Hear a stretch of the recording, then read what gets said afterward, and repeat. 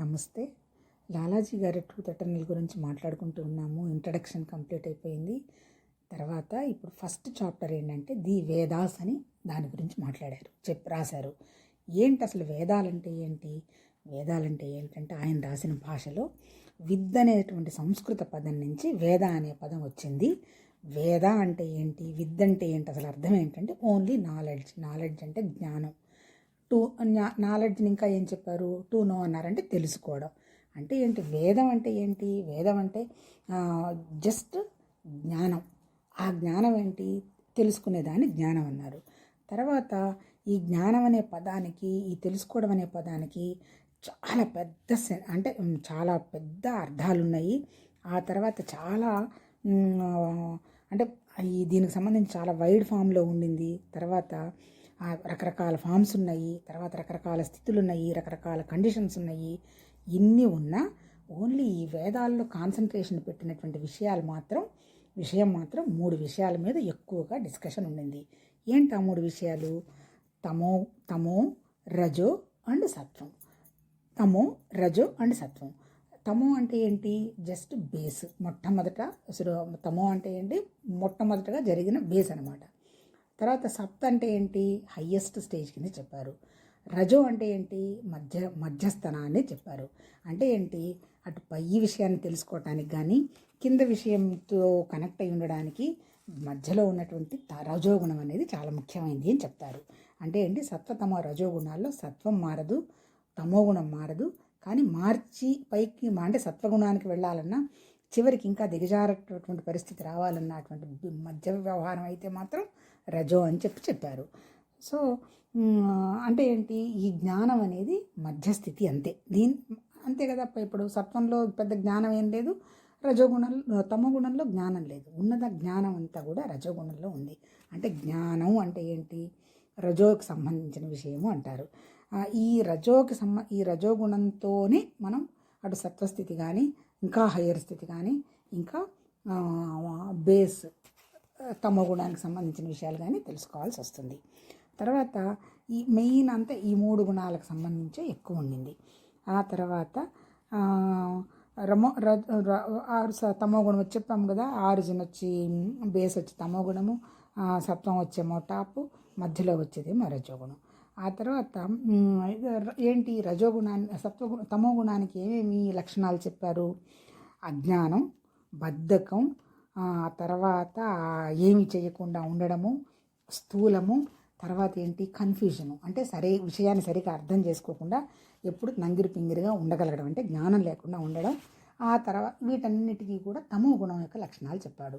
ఆ తర్వాత రజోగుణ లక్షణాలు, మధ్యలో ఉండే దాని లక్షణాలు ఏం చెప్పాడు?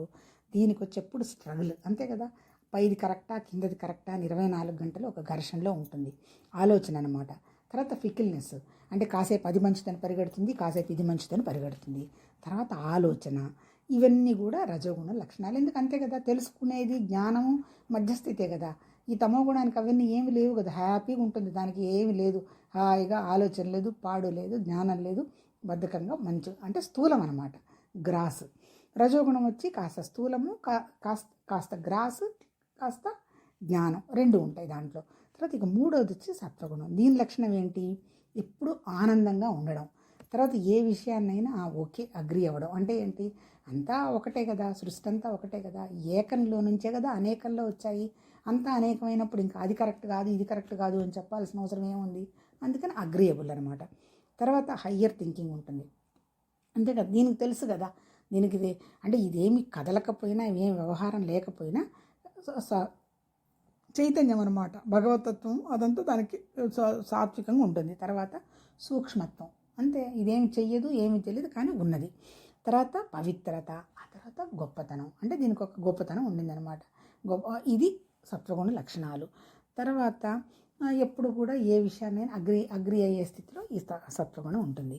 ఆ తర్వాత ఇన్ని రకరకాల వ్యవహారాలు ప్రపంచం ఉన్న ఈ 3 గుణాలకు సంబంధించే 3 ప్రపంచాలు వచ్చాయి. ఆ తర్వాత దీనికి అనుగుణంగానే ఈ సబ్స్ట్రాట్ మీద వేద అంటే ముఖ్యం, వేదానికి సంబంధించిన విషయం అంతా ఈ వేదాల్లో చెప్పింది ఏంటి, 3 గుణాలు, 3 ప్రపంచాలు, 3 భాగాలు, మూడు అవస్థాత్రయాలు, స్థూల సూక్ష్మ కారణ మూడు శరీరాలు అన్నీ మొత్తం వేదాలు మొత్తం డిస్కస్ చేసిందంతా మూడుగురు గురించి చెప్పింది. మళ్ళీ ఇక్కడ ఇంకా ఏం చెప్పింది, టైము, స్పేసు, ఆబ్జెక్టు, ఈ మూడు గురించి కూడా చెప్పింది. టైం, స్పేస్, ఆబ్జెక్ట్ అంటే సృష్టి వచ్చింది కదా, ఎక్కడి నుంచి వచ్చింది, స్పేస్. ఎప్పుడు వచ్చింది, కాలం. దేనికోసం వచ్చింది, ఆబ్జెక్ట్ అంటే మ్యాటరు. ఈ మూడుకి సంబంధించిన విషయాలు కూడా చెప్పింది. అంటే మనం ఏమీ తీసుకున్నా టైము, స్పేసు, మ్యాటర్ లేకుండా ఏది లేదు. అంటే ప్రకృతి మొత్తం ఈ మూడు విధానానికి అనుగుణంగానే వచ్చింది. ఈ స్టేట్స్ గురించి, అదే బిగినింగ్, మిడిల్, ఎండ్, ఈ మూడు స్థితుల గురించి కూడా వేదాలు డిస్కస్ చేసింది. అంటే వేదాలు చెప్పింది ఎంతసేపటికి ఏంటి, బేస్ మొత్తం ఏంటి, ఈ మూడు గుణాలు అనమాట.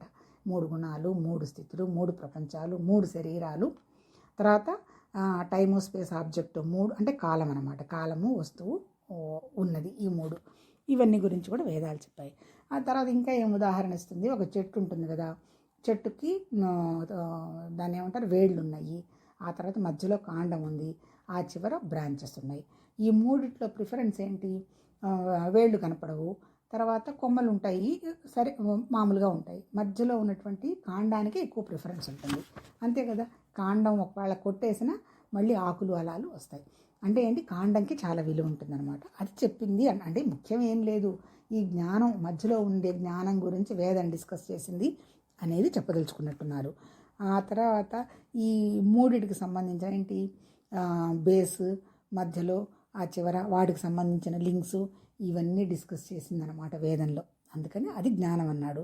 తర్వాత ఇంకొకటి మనం ఏం చెప్తున్నాడు, ఇదే మళ్ళీ ఎక్స్పీరియన్స్ అనో లేకపోతే అనుభూతనో అనుకోని కన్ఫ్యూజ్ అవ్వాల్సిన అవసరం లేదు. అంటే జ్ఞానం వేరు, అనుభూతి, ఎక్స్పీరియన్స్ వేరు అన్నారు. ఆ తర్వాత ఇంకేం చెప్పారు, జ్ఞానం అంటే ఏంటి, నాలెడ్జ్ అంటే ఏంటి, జస్ట్ ప్రిన్సిపల్, అంతే కదా.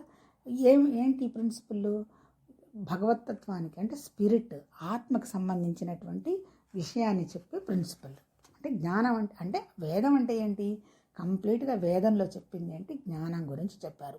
అంటే ఈ జ్ఞానం ఏంటి, ఎలా సృష్టి వచ్చింది, ఎలా ఈ సృష్టిలో వచ్చిన వాళ్ళకి ఈ గుణాలు ఉన్నాయి, ఈ గుణాలు తర్వాత మళ్ళీ ఎట్లా సృష్టిని ఎక్స్పాండ్ చేసుకుంటూ పోయినారు, అంటే మూడు ప్రపంచాలు, ఇవన్నీ వాటికి సంబంధించినవి చెప్తున్నారనమాట. ఆ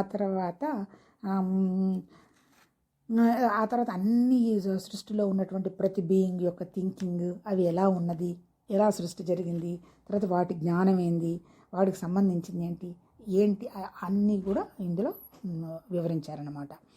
ఆ తర్వాత ఇంకేంటి,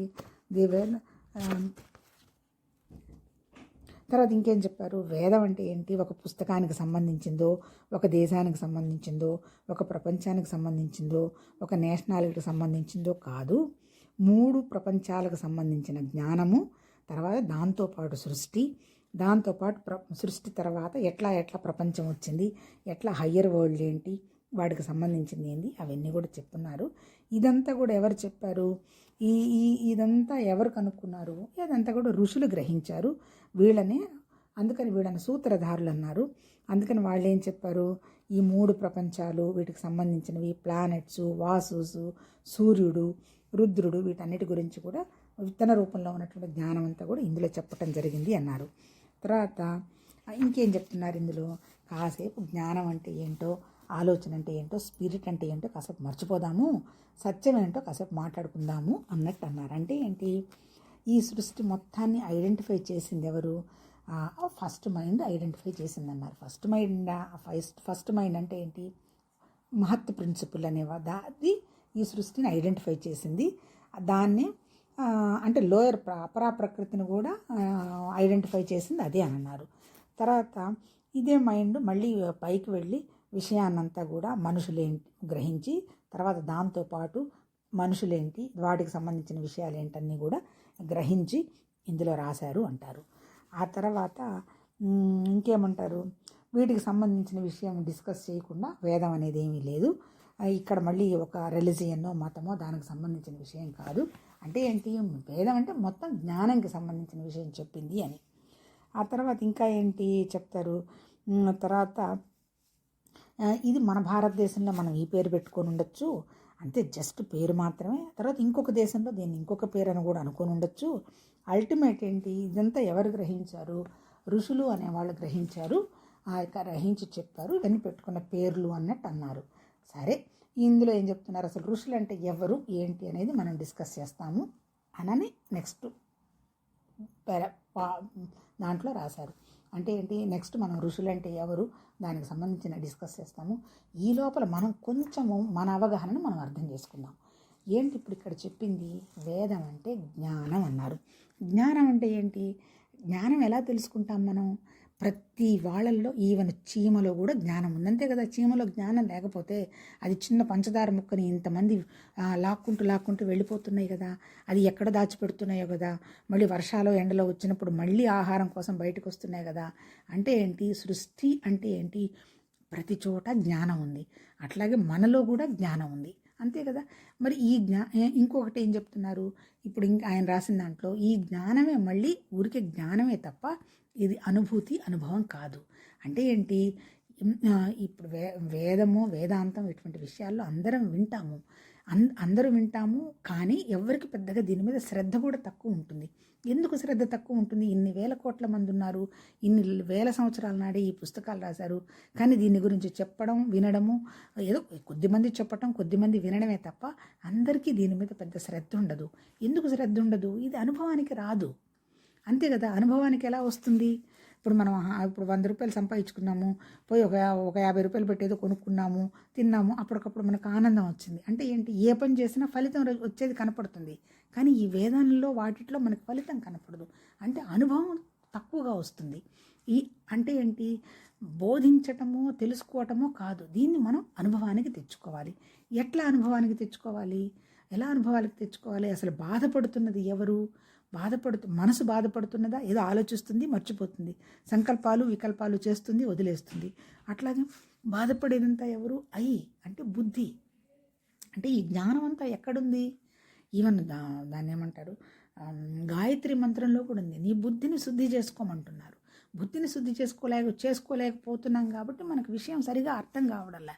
అందుకని చదువుతున్నప్పుడే దీని ఊరికి వినో చదివో మర్చిపోకుండా దాన్ని మన అనుభవంలోకి అవగాహన తెచ్చుకోవాలి.